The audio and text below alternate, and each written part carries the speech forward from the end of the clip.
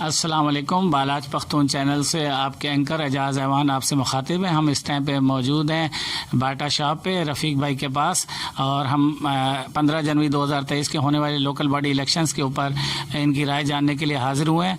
अस्सलाम वालेकुम रफ़ीक भाई, बहुत शुक्रिया आपने हमारे लिए टाइम निकाला। वालेकुम अस्सलाम। क्या रफ़ीक भाई, असल में आज हम निकले हैं ये लोकल बॉडीज़ 2023 15 जनवरी के होने वाले इलेक्शन के हवाले से आवाम की आवाज़, आवाम की राय के हवाले से राय लेने के लिए। मेरा पहला सवाल ये था कि आप समझते हैं अब जो बार बार के मुलतवी होने के बावजूद अब जो सिंध हाई कोर्ट के तहत और इलेक्शन कमीशन के मुश्तरका फैसले के बाद 15 जनवरी के इलेक्शन आपको इस मरतबा हतमी तौर पर होते हुए नज़र आ रहे हैं? जी बिल्कुल होते हुए नज़र आ रहे हैं जी, इसमें कोई शक वाली बात नहीं रही। अब इलेक्शन तो हो जाएंगे, लेकिन होंगे जो भी है एरे वगैरह ही होंगे, कोई ढंग के इलेक्शन बिल्कुल नहीं होंगे। इसमें सबसे बड़ा मसला तो ये है कि पीपल पार्टी ने जो किया है इलाके के लिए, वो आप लोगों के भी सामने हमारे भी सामने है। 6 साल से पानी के मसाइल के ऊपर नून लीग ने भी जो हालत की है इलाके की, पीपल पार्टी ने की है। रोक रोक के 4 महीने से पानी की लाइनें डली हुई हैं, जो कि रोक रोक के इलेक्शन के दिनों में चालू करनी थी, वो भी ये चालू नहीं कर सके। किसी किस्म का कोई भी किसी पार्टी पे भी कोई वो एतमाद वाली बात ही नहीं बची है। अच्छा, जैसे कि रफ़ीक भाई आपने कहा कि देरीना मसला हमारे इलाके का पानी का था, वो गुज़श्ता जो भी यहाँ के स्टेक होल्डर बड़ी पार्टियाँ हैं, चाहे वो नून लीग है चाहे वो अपना पीपल्स पार्टी है, वो उनको मुस्तकिल बुनियादों पर हल करने में आपके राय के मुताबिक नाकाम नज़र आती हैं। तो अब आप इस बारे में क्या उम्मीद की फ़िज़ा देखते हैं या उम्मीद का माहौल समझते हैं, या इस सवाल से आप क्या राय देना चाहते हैं कि अगर ये मसला कब तक जो है इस तरह बार बार आवाम के लिए ज़हनी अज़ियत का बायस बनेगा, और यूसी के लोग आखिर इस मसले से कब निजात हासिल करेंगे और कब उनकी टैंकर माफिया से जान छूटेगी? अरे भाई, ये तो अगर फेयर इलेक्शन होंगे तो जब भी कोई मसला होगा ना।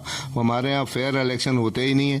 पहले से ये बोगस वोटों की लिस्टें तैयार की जाती हैं, दूसरे इलाकों के वोट शिफ्ट किए जाते हैं, तो ये फेयर इलेक्शन तो होने ही नहीं। ये तो सिलेक्शन होनी है।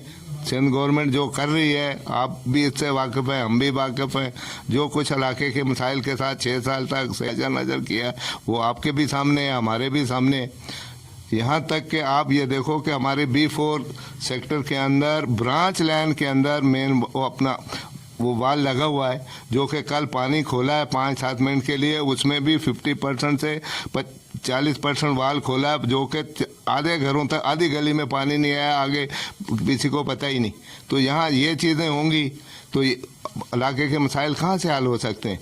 हमारी गली में ये जो अपना ये गली बनाई गई है सईद भाई की, ये काम तो इन्होंने कराया है, मटेरियल बेहतरीन है, लेकिन जिसने भी चेक करना आ जाए, मैं उनको चेक कराता हूँ कि कितना अच्छा लेबर का काम हुआ है, किस तरीके से मजदूरों से काम कराया गया, ना कि किसी इंजीनियर से काम कराते, उसका लेवल निकालते, उसकी एक्यूरेंसी रखते, ना ईंटों का लेवल किया गया, ना उसमें वो किसी कारीगर ने बनाया।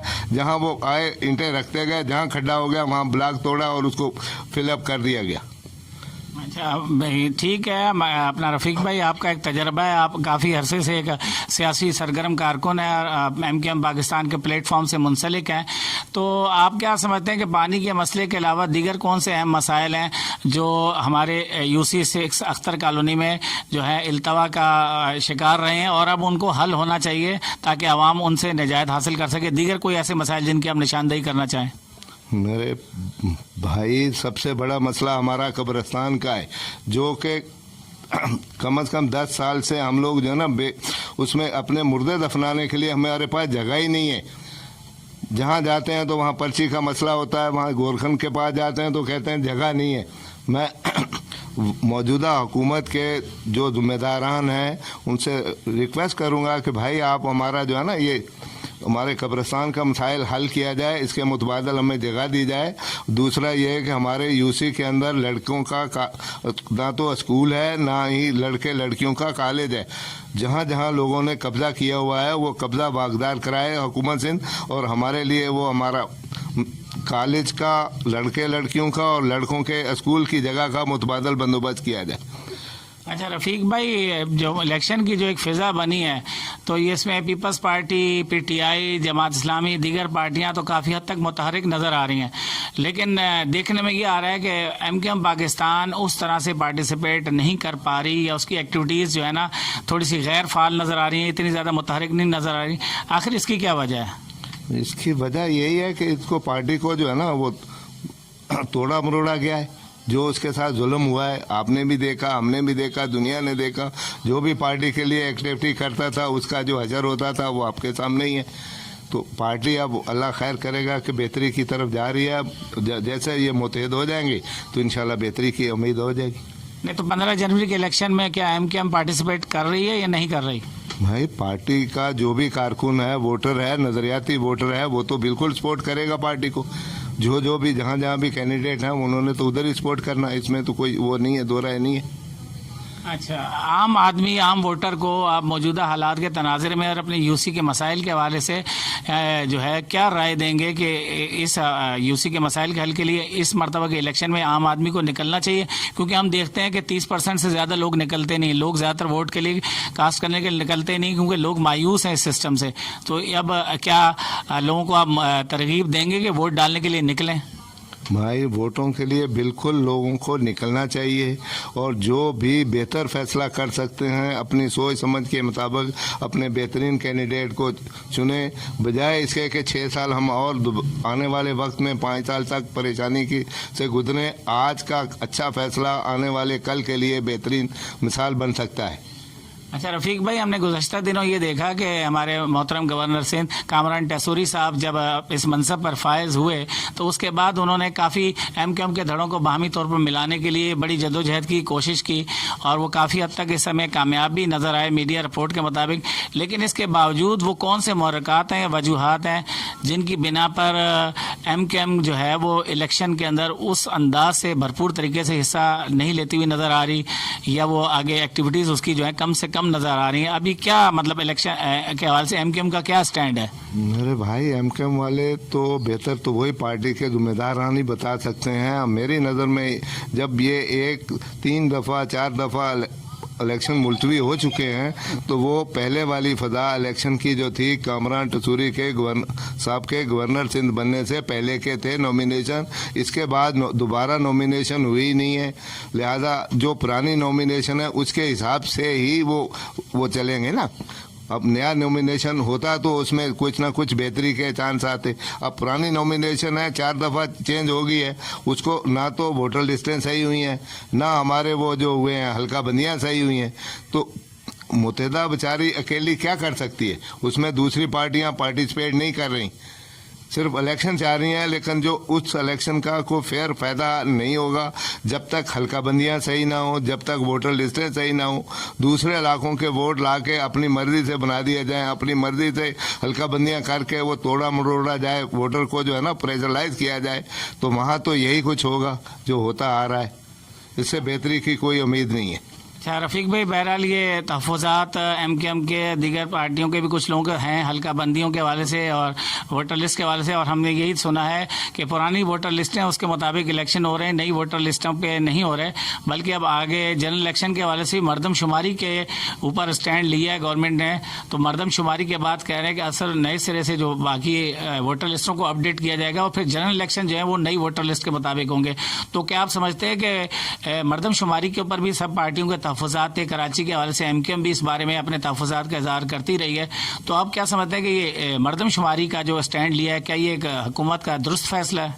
बिल्कुल दुरुस्त फैसला। मरदमशुमारी होनी चाहिए और फेयर होनी चाहिए। खाली मरदमशुमारी ना हो, जब तक फेयर मरदमशुमारी ना हो, इंसानों का सही ना गिना जाए। कराची पाकिस्तान का सबसे बड़ा शहर है, तकरीबन 3-3.5 करोड़ की आबादी वाला शहर है, जिसको लाहौर से भी छोटा करके शो किया जा रहा है। तो कराची के अवाम के साथ तो पार्टी से हट के जुल्म है। हमारी मुराद जो है ना वो खाने के लिए ये सारा ड्रामा किया जाता है, जो कि कराची के अवाम के साथ जुल्म है। हम टैक्स देते हैं, हर चीज़ की सहूलियात हमारे से ली जाती है, गवर्नमेंट ले रही है। प्रोविंशियल टैक्स भी होता है, फेडरल टैक्स भी होता है, हर किस्म के टैक्स हमारे से वसूल किए जाते हैं। लेकिन उसके मुतबादल जो हमारे से पैसा लिया जा रहा है उसका अगर 50% ही government of Pakistan Sindh government हमें वापस कर दे तो कराची के मसाइल खुद ब खुद हल हो जाएंगे। हमारे से पैसे तो ले लिए जाते हैं, टैक्स वसूल कर लिया जाता है, उसके मुतबादल हमारा जो है ना किसी किस्म का कोई भी उसके मुतबादल हमें रिलीफ नहीं है। आप बिजली के बिल चेक कर लो, आप टेलीफोन के बिल चेक कर लो, आप स्विगी गैस के बिल चेक करो, कितने टैरिफ हमारे से ले रहे हैं। इसके बाद अपना सेल टैक्स ले रहे हैं, आप जनरल सेल टैक्स ले रहे हैं, टीवी टैक्स ले रहे हैं, कौन कौन से टैक्स हैं बिलों को देखो तो आम आदमी गिन नहीं सकता है। उसके बावजूद उसके मुतबादल गवर्नमेंट हमें क्या दे रही है। रोडों पे देखो तो पानी भरा हुआ है, गटर 2-2 4-4 साल से किसी ने सफाई नहीं कराई। गलियों में देखो तो वहाँ गंद पड़ा हुआ है, जब तक पैसे न दो गंदों कचरे की सफाई नहीं होती। कहाँ है हमारे वो सारे यूसी के चेयरमैन और यहाँ यूसी के इंतजामिया और दूसरे तीसरे, कौन क्या कर रहा है, वो सबके सामने ही है। अच्छा रफ़ीक भाई, हम ये देखते हुए आ रहे हैं 90 की दहाई से ही, जब से एमक्यूएम मंजर आम पर आई है, अपना एक अरूज का दौर रहा, लेकिन एमक्यूएम पाकिस्तान हर दौर में हुकूमती पार्टी की इत्तेहादी रही, सिंध गवर्नमेंट के साथ भी उसका इत्तेहाद रहा। तो आखिर वो कौन से मसाइल या महरक़ात हैं कि लोकल बॉडीज इलेक्शन के दौरान वो जहनी आमांगी या अंडरस्टैंडिंग नहीं हो पा रही और एमक्यूएम जो है ना इस लोकल बॉडी इलेक्शन के हवाले से अभी भी इस तहफ़्फ़ुज़ात का शिकार है। मेरे प्यारे, बात तो सारी यही है ना कि एमक्यूएम को इलेक्शन में फेयर तौर पर इलेक्शन लड़ने ही नहीं दिया जाता। उनको जो है ना उस हद तक ना तो हल्का बंदियाँ सही हैं, ना आपके वो जो है ना वो है वोटर लिस्टें सही हैं। तो एमक्यूएम क्या करेगी, अकेली पार्टी कहाँ तक वो करेगी। जो जब तक सिंध गवर्नमेंट जो है ना इसमें फेयर किरदार अदा नहीं करेगी, आप फेडरल गवर्नमेंट से तो सारा टैक्स वसूल कर लेते हैं 18वीं तरमीम के बाद, आया वो टैक्स जो है उसमें सिटी एरिया पे जाता है, टाउन एरिया पे जाता है, यूसी लेवल पे जाता है, कहाँ जाता है वो, इनको फंड क्यों नहीं दिया जाता। फेडरल गवर्नमेंट से तो सिंध गवर्नमेंट सारे टैक्स वसूल कर रही है, लेकिन उसका जो आगे यूसी लेवल तक आना है फंड, वो कहाँ है, कौन डिलीवर कर रहा है। किसी मोहल्ले में, किसी यूसी में आप मिसाल दे दें मुझे कि किसी टाउन में वो सारा फंड गया है और वहाँ काम हुआ है। अच्छा रफ़ीक भाई, यानी आपका कहने का मकसद ये है कि माजी में 18वीं तरमीम के तहत जब सूबाई खुद मुख्तारी बढ़ी और फंड्स तो सिंध गवर्नमेंट भी जनरेट करते रही, हासिल करती रही, लेकिन मकामी सतह पर या सिटी गवर्नमेंट की सतह पर इसके बावजूद कि एमक्यूएम अक्सरियत हासिल करती रही, लेकिन फ़ंड के लिहाज से वो उसको वसाइल उस तरह फराहम नहीं किए गए जिसकी वजह से वो अपनी कारकर्दगी सही तौर पर दिखा नहीं पाई और हल्का बंदियाँ और वोटर लिस्ट की वजह से भी वो इसी वजह से तज़ब्ज़ुब का शिकार नजर आते हैं और उनके तहफ़्फ़ुज़ात हैं। यानी आप समझते हैं कि उनको फंड्स या हकूक प्रॉपर नहीं दिए जा रहे और उनको फेयर इलेक्शन की तरफ जो है ना वो आपको उसमें जो है ना शकूक है, इसी वजह से ये इलेक्शन के हवाले से जो है ना एमक्यूएम जो है अपने तहफ़्फ़ुज़ात का इजहार कर रही है। जी सर, बिल्कुल, इसमें कोई शक व शुबा नहीं है। बहुत शुक्रिया रफ़ीक भाई, आपने हमारे लिए टाइम निकाला। बालाज पख्तून चैनल से एजाज़ रहमान को हम इजाज़त चाहेंगे नेक्स्ट व्लॉग के लिए। शुक्रिया।